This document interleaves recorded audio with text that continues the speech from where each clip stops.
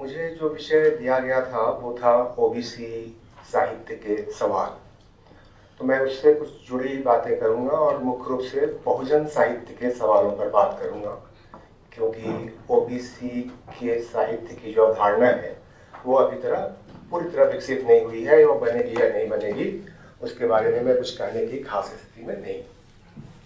लेकिन मैं शुरुआत करूंगा दलित साहित्य से, क्योंकि इसका एक सिरा उस पश्चिमी प्रभाव से जुड़ता है।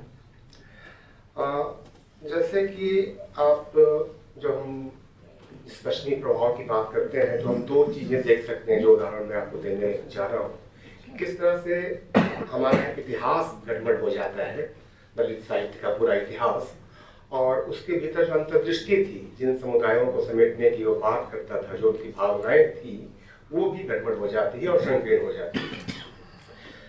दरअसल एक सर्वमान्य तथ्य है दलित साहित्य के बारे में, सभी लोग इससे सहमत होंगे कि हिंदी में जो दलित साहित्य आया वो मराठी से आया, और मराठी में दलित साहित्य दलित पैंथर के बाद आया, दलित पैंथर से उसका जन्म हुआ। ये इस पर एक सर्वमान्य सम्मति है, और हिंदी में हंस के माध्यम से 1990 में आया। लेकिन क्या ये सच है? ये बिल्कुल सच नहीं है। ये तथ्यों से काफी परे है।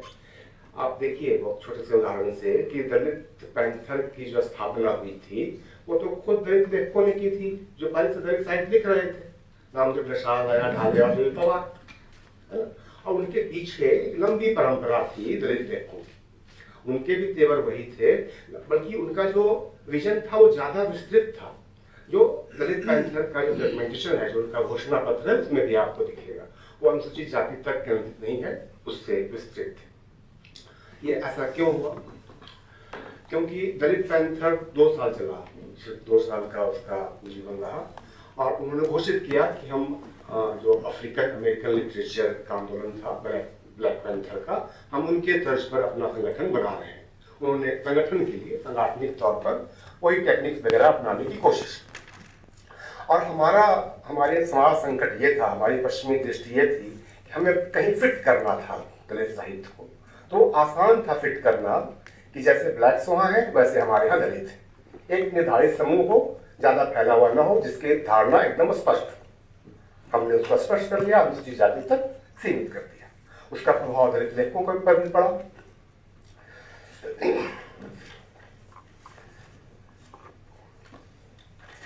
हाल ही में हमारे एक शोध छात्रा ने जेबी पवार से बात की, जिन्होंने दलित पैंथर की स्थापना की थी। एक लंबा इंटरव्यू उनका किया, राष्ट्रीय शेयर किया, उनका नाम है। उन्होंने उनसे पूछा कि दलित साहित्य माना जाता है दलित पैंथर के बाद उसका जन्म हुआ। उनका उत्तर था सीधा नहीं, बिल्कुल नहीं। दलित साहित्य पहले से था, हम लोग दलित साहित्य पहले से लिख रहे थे, और न सिर्फ पहले से था बल्कि हमारे पहले भी दलित साहित्य की एक लंबी धारा थी, वो इसी दिशा में थी। इस तरह से एक तथ्यात्मक गड़बड़ी को आप देख सकते हैं। इससे 2 चीजें साफ होती हैं। एक तो कि इतिहास हमारा गड़बड़ होता है, हम पुरानी चीजों को छोड़ देते हैं, उनका अध्ययन बंद हो जाता है, और दूसरा जो व्यापकता थी उसकी वो नष्ट हो जाती है। इतनी बातों को कहने के बाद हम ये भी देख सकते हैं कि कितना अंतर था जो ब्लैक मूवमेंट है और हमारा दलित मूवमेंट है। अगर उसको अनुसूचित जाति तक भी हम केंद्रित करके देखें तो बहुत बड़ा अंतर है। वहाँ नस्ल है, यहाँ जाति है, कोई भारतीय संदर्भ नहीं था, और बहुत बड़ा अंतर था। और वहाँ वो अल्पसंख्यक थे ब्लैक, जिनको बहुसंख्यक व्हाइट्स को कुछ देना था। यहाँ दलित उस तरह से अल्पसंख्यक नहीं थे, हमने उनको अल्पसंख्यक बनाया अनुसूचित जाति तक केंद्रित करके। अन्यथा दलित की जो परिभाषा थी उसमें आज की जो अति पिछड़ी जातियां हैं बिहार और उत्तर प्रदेश जैसे राज्यों में, वो सब आती थी जातीय पैमाने पर, वो स्त्रियों को भी जोड़ते थे वगैरह वगैरह। तो ये अंतर था। फिर आप जो और बारीक अंतर है ना हिंदू संस्कृति के, उसको भी आप देख सकते हैं कि वो रेस जैसा मामला नहीं है। उनके पास, ब्लैक पैंथर्स के पास एक धर्म था जो कम से कम सैद्धांतिक रूप से मानता था कि सभी लोग समान हैं, और वो गोरों को इसके लिए प्रेरित करता था कि हम समानता का अधिकार दें, कम से कम धर्म और चर्च के कुछ हिस्से। हमारे यहाँ स्थिति बिल्कुल विपरीत थी। हमारा धर्म मानता था कि इनको बाहर किया जाना चाहिए। लेकिन इस अंतर के बावजूद हमारी पश्चिमी दृष्टि ने उसको उस तरह से देखा। अब मैं थोड़ा आगे बढ़ूंगा और बहुजन साहित्य पर अपनी बात करूंगा कि इन दिनों क्या हो रहा है। दलित साहित्य को शुरू हुए करीब 50 साल हो गए, दलित पैंथर को शुरू हुए और पहले से जोड़े तो लंबा, लेकिन दलित पैंथर से भी आप तो 50 साल हो गए, हिंदी में आए हुए भी 30 साल से ज्यादा हो गए। किसी आंदोलन के लिए इतना वक्फा काफी लंबा होता है। छायावाद हमारा कितने साल चला? 10-15 साल। नई कहानी आंदोलन कितने वर्ष चला? इतना लंबा वक्फा साहित्यिक आंदोलन के लिए आश्चर्यजनक चीज है। वो कुछ और हो रहा है इसमें, मैं उसके विस्तार में नहीं जाऊंगा, लेकिन वहीं से कुछ और चीजें आ रही हैं, वहीं से और दूसरे तत्वों से। वो क्या आ रहा है जिस पर सामान्यतः लोगों का ध्यान नहीं जा रहा होगा, वो है बहुजन साहित्य। अगर आप देखें ध्यान से कार्यक्रमों की रूपरेखा में, सिर्फ एकेडमिक कार्यक्रमों की रूपरेखा नहीं, एकेडमिया के बाहर भी जो बौद्धिकों की सभाएं होती हैं, उसमें बहुजन शब्द आपको लगातार दिखेगा बढ़ता हुआ। जैसे जयपुर में बहुजन साहित्य महोत्सव हुआ कुछ साल पहले, 2-3 साल पहले। जेएनयू में बहुजन साहित्य संघ बना है। बीएचयू में बहुजन साहित्य दशा और दिशा पर गोष्ठी हुई बड़ी, जिसमें काफी लोग जुटे, कई विद्वान जुटे, वहाँ प्रोफेसर जुटे। तेलंगाना में बहुजन साहित्य अकेडमी बनाई गई है। केरल और उनका एक बड़ा सम्मेलन यहाँ दिल्ली में किया उन लोगों ने। केरल में बहुजन साहित्य अकेडमी बनाई गई है।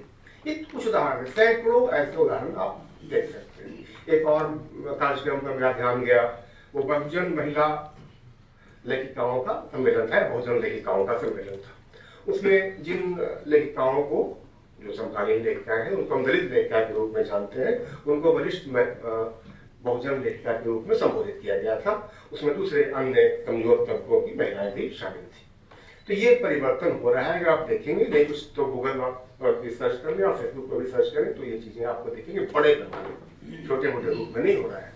और इन कार्यक्रमों में साहित्य पर बात हो रही है, संस्कृति पर बात हो रही है। हाँ, ये जरूर है कि राजनीति भी उसका एक बड़ा स्वर है, या कुछ आयोजनों का मुख्य स्वर राजनीति है। लेकिन राजनीति वो कतई बहुजन समाजवादी पार्टी की नहीं है।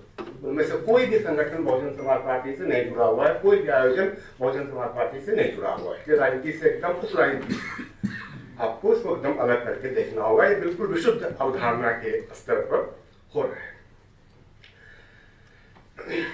और अगर आप देखना चाहें तो देख सकते हैं कि ये जो अवधारणा है वो हमारी अपनी जरूरतों को या भारतीय आवश्यकताओं के कारण निर्मित हो रही है। और दूसरी जो प्रमुख बात है कि स्वमेव निर्मित हो रही है। इसके पीछे कोई प्रदेश जैसा संगठन नहीं है, कोई त्रयी नहीं है, राजेंद्र यादव, मोहन राकेश जैसी नई कहानी को शुरू करने वाले, कोई पंत महादेव जैसे कुछ लोग नहीं है। खुद नीचे से आवाज आ रही है और ये चीजें इमर्ज कर रही है। हमेशा चीजें वैसे ही नहीं होगी जो इतिहास में पहले होता रहा है ना। कई बार चीजें बदलेंगी भी और इन बदली हुई चीजों को हमें देखना चाहिए। तो ये हो क्यों रहा है, मैं इतना संक्षेप में बात करूंगा। जो हमारा प्रगतिशील साहित्य था, मैं समझता हूँ और सभी कई लोग सहमत होंगे उससे, कि उसने बहुत काम किया भारतीय समाज के जनतांत्रिकरण के लिए, प्रतिरोध के लिए। लेकिन जो जाति आधारित संरचना हमारी थी, उस पर उस प्रकार से चोट नहीं की जैसे कि बाद में जो दलित साहित्य आया, जैसा भी आया, उसने चोट की। लेकिन दूसरी तरफ जो दलित साहित्य आया, जैसा मैंने कहा कि उसमें एक किस्म की संकीर्णता आई बाद के वर्षों में, और वो गलत तरीके से देखे जाने के कारण आई। उसके खुद के लेखक भी उसके प्रभाव में आए, और तो उसके कारण उनका जो जोर रहा वो सिर्फ अस्पृश्यता पर रहा। उसका केंद्र बिंदु अस्पृश्यता रहा, जिससे समाज के जो अन्य वंचित तबके थे, चाहे वो घुमंतु जातियां हो, उनकी स्थिति कहीं दलितों से बदतर है। अन्य धर्मों के पसमानदा समुदाय हों, मुसलमानों के, ईसाइयों के, अन्य पिछड़े वर्गों की जातियां हों, कुछ जो जिसको मैं अपर ओबीसी कहता हूँ, उनको छोड़ के 2-3 जातियां हैं, तो पूरी जो ओबीसी की जातियां हैं, 6000 जातियां हैं, उनके नामों को भी एक बार ध्यान कर ले तो आपको समझ में आएगा कि उनकी सामाजिक स्थिति क्या है। बढ़ई, लोहार, नोनिया, बहेलिया, चूड़ीमार, चूड़ीहारा, चूहा मारने वाले की अलग जाति है, ओबीसी में भी है ना। तो इसी तरह जिसको हम दलित साहित्य कहते हैं, इसको थोड़ा और जाएंगे क्योंकि ये बिल्कुल जाति आधारित विमर्श बन गया है। तो कई जातियां जो हैं, जैसे धोबी जाति है, वो दिल्ली के आप जो सूची है उसमें देखेंगे तो वो ओबीसी में शामिल है। बिहार में आप जाएंगे तो वो अनुसूचित जाति में शामिल है। कई ऐसी जातियां हैं, कई जो कथित उच्च जातियां हैं वो भी कई जगह ओबीसी में शामिल हैं, कई जगह सामान्य में शामिल हैं। तो ये लेकिन जो उनके हित साझा हैं, उनके संघर्ष साझा हैं और साझा होते गए कई कारणों से। जो नई व्यवस्था आई उसमें आरक्षण की व्यवस्था थी, दूसरे किस्म के जो टेक्नोलॉजिकल हमले आज हम पर हो रहे हैं, सर्विलांस हो रहा है, उनमें उनके हित कई तरह से साझा होते गए। तो इसके कारण से ये बहुजन अवधारणा आ रही है। और मैं समझता हूँ कि जो जाति व्यवस्था से उपजे जो अन्य कष्टकारी रूप है अस्पृश्यता के अलावा, उसको भी अपने दायरे में लेती है। ये जो अवधारणा है ये मुख्य रूप से जिनको अपने सामाजिक रूप से जिनको अपने दायरे में रखती है वो है आदिवासी घुमंतू जातियां, जो मैंने पहले भी कहा, अन्य धर्मों के पसमानदा, LGBTQ, दलित और स्त्रियों का एक बड़ा हिस्सा जो इन तबकों से आती है। सामान्यतः वो एक मान करके चलते हैं, जो इनके सिद्धांतकार हैं, जो इन सभाओं गोष्ठियों में बात हो रही है।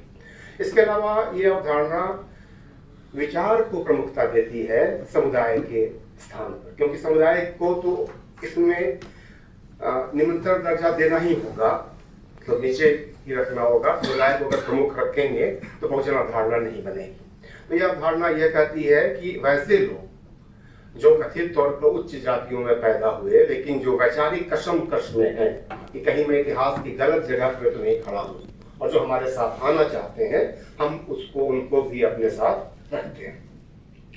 दूसरे शब्दों में इसमें जो बहुजन है, ये बहु तो बुद्ध के बहुजन से आया है, बहुजन हिताय बहुजन सुखाय, और जन जो है वो जो कम्युनिस्ट पार्टियों का हमारा जन था वो है। मैं इसकी व्याख्या ऐसे करता हूँ।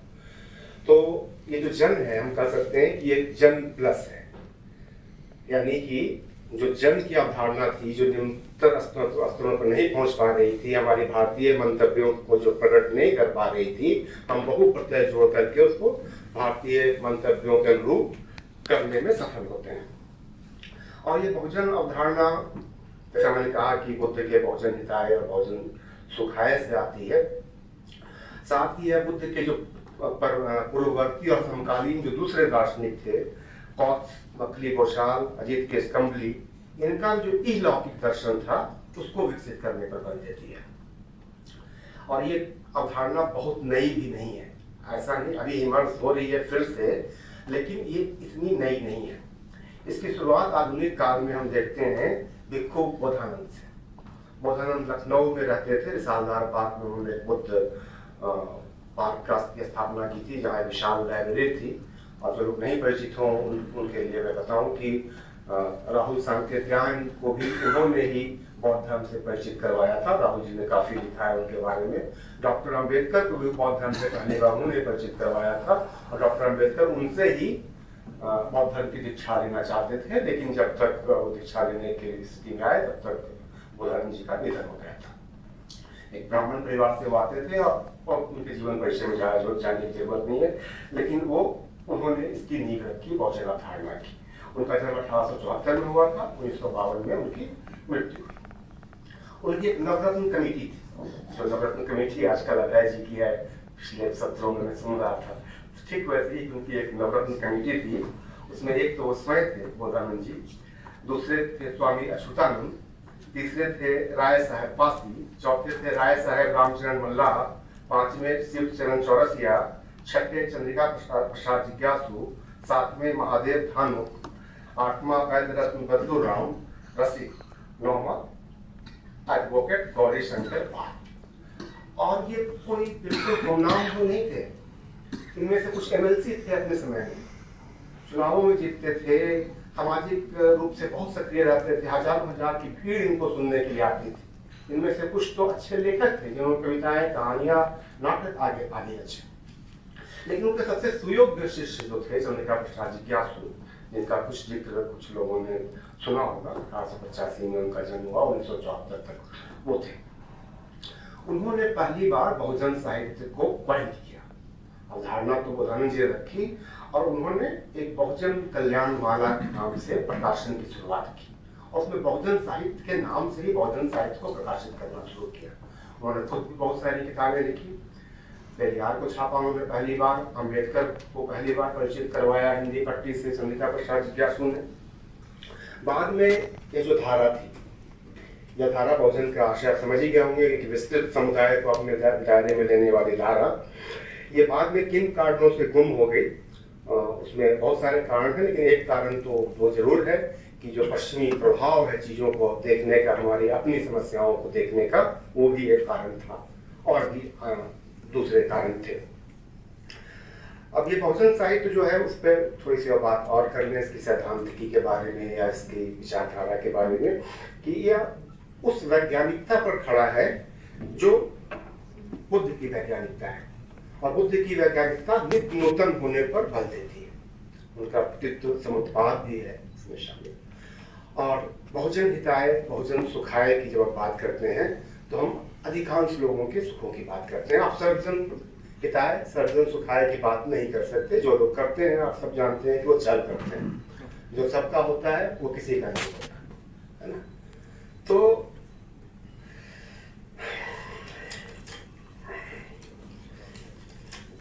जिस तरह से पाठकों की पढ़ंत का पिछला सेशन था, तो मुझे ध्यान आया कि इन किताबों का जिन इन लोगों ने लिखा, उनकी भी पढ़ंत होनी चाहिए, जिन पर बिल्कुल भी कहीं भी अकेडमिया में कोई ध्यान नहीं है।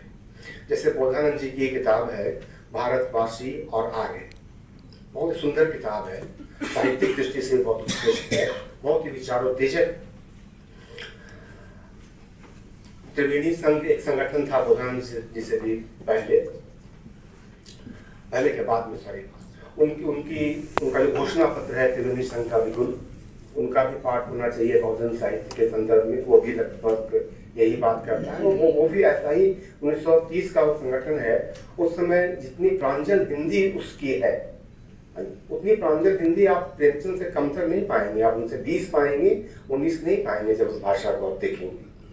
लेकिन हमारे यहाँ की कोई चर्चा नहीं है, क्योंकि किताबों का जिक्र आया है तो फुले की गुलामगिरी, तृतीय रत्न, इन सब का की कोई पठंत नहीं होती।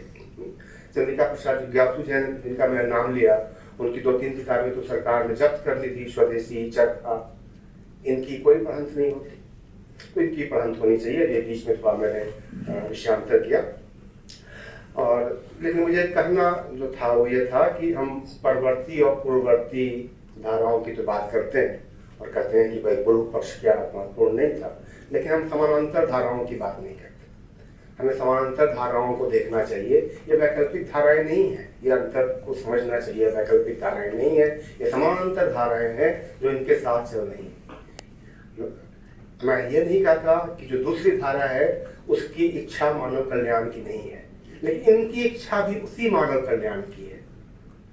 आपको या तो चुनना है या समन्वय करना है, लेकिन दोनों धाराओं को देखने से ही एक समग्र भारतीय दृष्टि बनेगी, अन्यथा नहीं बनेगी।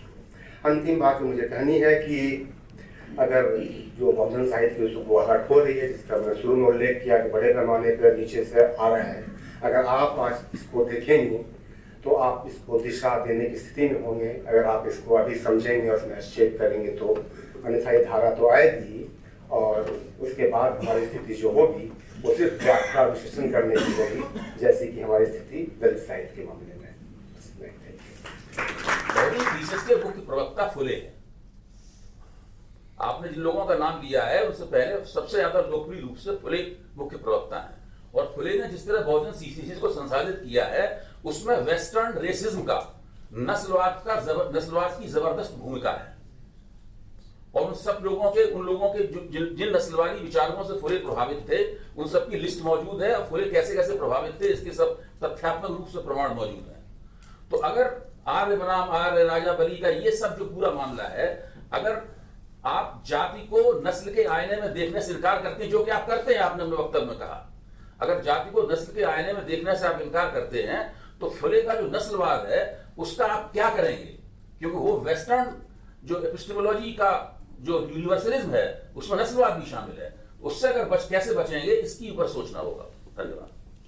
बहुजन साहित्य वाला ये मुझे बहुत आकर्षित करता है, और मैं भी इस विचार के पीछे लगभग 1 दशक से इसका पीछा कर रहा हूँ कि बहुजन साहित्य क्या है, और आपको भी पढ़ा है, और जो लोग लिख पढ़ रहे हैं पढ़ता रहता हूँ। तो वो तो बहुत मुझे आकर्षित करता है, सपना दिखाता है कि हाँ ऐसी दुनिया बन जाए। लेकिन मैं वहीं तक महदूद नहीं हूँ, मैं फील्ड में जा रहा हूँ। फील्ड में ऐसा लगता है कि एक बेईमानी की जा रही है और बेईमानी सब ठीक नहीं है, मैं ये सब वापस लेता हूँ और मैं कहता हूँ कि एक भंगिमा बनाई जा रही है कि इंक्लूसिव है ये बहुजन साहित्य। तो ये इंक्लूसिव नहीं है, इसमें ओबीसी का एक ऊपरी तबका शामिल है, दलितों का एक ऊपरी तबका शामिल है, जिसे दलित पसमानदा कहते हैं, उसमें कुछ जिनकी आवाजें आ रही हैं वह शामिल हैं, विमुक्त और घुमंतु इसमें गायब हैं, और वह उन धारणाओं, उन सांस्कृतिक निर्मितियों, यहाँ तक कि उस धर्म को भी सब्सक्राइब नहीं करते जिसको बहुजन पेश कर रहा। मसलन की बौद्ध धर्म, मेरी बौद्ध धर्म में बहुत ज्यादा आस्था है, ठीक ऐतिहासिक रूप से और एक भारतवासी के नाते भी, लेकिन उत्तर प्रदेश के कम से कम 20 समुदायों में, घुमंतु और विमुक्त समुदायों में काम करते हैं पूरे उत्तर प्रदेश में, और इधर मध्य प्रदेश के कुछ हिस्सों में। मैं बहुत ईमानदारी से कहना चाहता हूँ कि उसके टेस्ट नहीं मिलते। जिस बौद्ध धर्म को और इस सब को आप एक मुक्तिकामी विचार के रूप में रख रहे हैं और उसको साहित्य में ला रहे हैं, वह नीचे कहीं दूसरी तरीके से है। तो ये जो बहुजन साहित्य या जो बहुजन सिद्धांतकार हैं, वो एक तरीके से उनको एक चीज दे रहे हैं कि ये लो, यही तुम हो और इसे अपना लो, और केवल इससे तो काम चल नहीं जाएगा। ये एक राजनीतिक तात्कालिकता का तो एक फायदेमंद सौदा हो सकता है कि एक बड़ा बहुजन मंच बन जाए, उसमें ढेर सारे लोग आ जाएं, एक बढ़िया सी सरकार बन जाए, लेकिन जो दिक्कत तरफ बात है वह यह है कि लिटरेचर उसको एड्रेस नहीं कर रहा है, उनकी आवाजें नहीं है और उनकी परंपराएं भी नहीं है। जिस तरीके की कल मैं राजकुमार जी से या संजय जी से कह रहा था कि जिस तरीके से कहानियां सुना रहे हैं, कथाएं सुना रहे हैं, जो उनके शब्दकोश हैं, जो उनके भाषाई रजिस्टर हैं, वह उसको बहुजन साहित्यकार एड्रेस नहीं कर रहे हैं।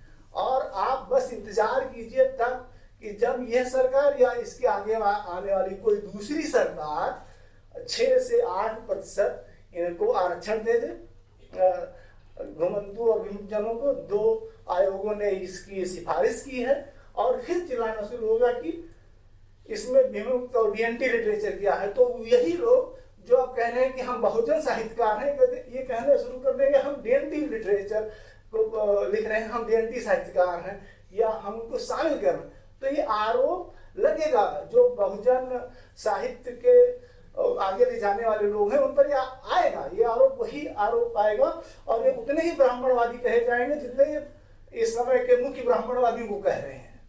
तो इसके लिए तैयार रहिए। मैं ये मतलब इसे आरोप समझ लीजिए, इस राष्ट्र शिमला की गोष्ठी का जिक्र संजीव जी कर रहे थे, मैं भी वहाँ था। हाँ, तो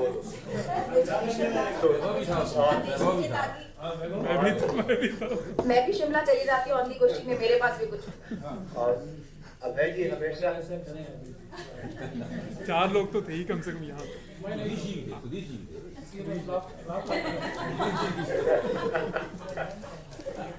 तो अभय जी हमेशा ऐसे सवाल पूछते हैं कि आदमी फंस जाता है। वहाँ भी उन्होंने ऐसे ही जटिल और कठिन सवाल मुझसे, वो बदल भी देते हैं 3-4 साल। हाँ, एक साथ करना ठीक है, जो बातें वो कहते हैं।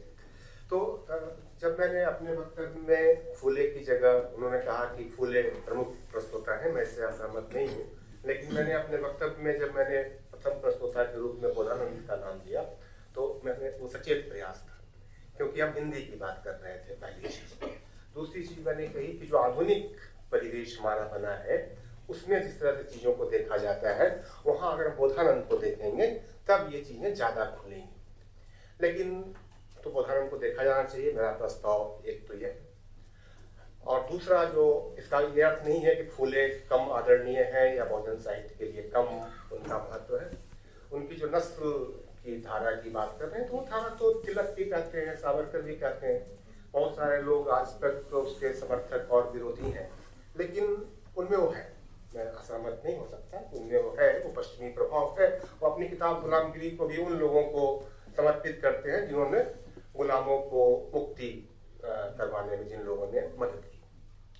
लेकिन इसका अर्थ ये नहीं है कि वो भारतीय जाति व्यवस्था को नहीं समझते।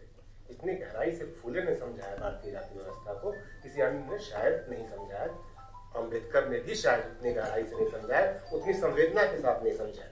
अगर आप दोनों को पढ़ें तो अम्बेडकर के यहाँ बौद्धिक जोर ज़्यादा दिखाई पड़ेगा, फुले के यहाँ संवेदना आपको ज़्यादा दिखाई पड़ेगी। उसके रेसे रेसे को पहचानते हैं हमारी भारतीय समाज व्यवस्था को, न सिर्फ जाति व्यवस्था। अब मैं विजय जी के प्रश्न की ओर आऊँ। वो अपनी बात को खींच करके उत्तर प्रदेश और बिहार की राजनीति की ओर लेकर के गए, और मेरा शुरू से ही आग्रह था कि रमाशंकर जी, सॉरी, उत्तर प्रदेश तक रहे, आगे नहीं बढ़े, तो बिहार बढ़ते तो मेरा इलाका आ जाता। तो मेरा आग्रह शुरू से था कि उस राजनीति से इसका कोई लेना देना नहीं है, लेकिन फिर भी उनका जो कहना है कि ऊपरी तबके ही आ रहे हैं इन समुदायों को, तो ये तो होगा, किसी भी विमर्श में होगा। मार्क्सवाद में सबसे पहले कौन आए थे? दलितवाद में सबसे पहले कौन आए थे? ये होगा, चीजें बढ़ती हैं और निचले तबके भी आ रहे हैं। दूसरी चीज, उन्होंने डीएनटी समुदाय की बात की, कल के डीएनटी को आरक्षण मिल जाएगा और डीएनटी साहित्य आ जाएगा तो क्या दिक्कत हो जाएगी? दलित साहित्य तो है, बहुजन साहित्य के भीतर ही है। कल के एमबीसी साहित्य भी आ जाएगा, हम तो चाहते हैं आए, पसमादा साहित्य आए, है ना। तीसरी बात उन्होंने कही बुद्ध धर्म की चीजों को कोई नहीं मानता। मैंने बुद्ध धर्म की बिल्कुल बात नहीं की, मैं बुद्ध धर्म से बिल्कुल सहमत नहीं हूँ, मैं बुद्ध से सहमत हूँ, बुद्ध धर्म की कोई बात वहां नहीं है ना। क्योंकि आप ऐसे ही सब धारणा में देखेंगे तो तमाम धर्मों के पसमानदा समुदायों की हम की जब बात करते हैं हम, तो वहाँ ये धार्मिक सवाल उठता ही नहीं है। बुद्ध धर्म के इलाके में मैं रहा हूँ, जो भी बुद्ध धर्म को, मौजूदा बुद्ध धर्म को, जो अम्बेडकर का बुद्ध धर्म, जो दूसरा मौजूदा बुद्ध धर्म है, उसको जानते हैं, उसके पाखंडों को जानते हैं, वो कतई किसी दूसरे धर्म से कम नहीं। तो मूल सवाल वैज्ञानिक चेतना का है, वो ये चीज ला रही है। तीसरा जो सवाल मुझसे नहीं था, लेकिन जो भारतीय मार्क्सवाद की बात है, तो जो बहुजन लोग हैं जब आपके जन्म को स्वीकार कर रहे हैं तो आप क्यों नहीं थोड़ा आगे बढ़ करके उसी को भारतीय मार्क्सवाद मानते हैं?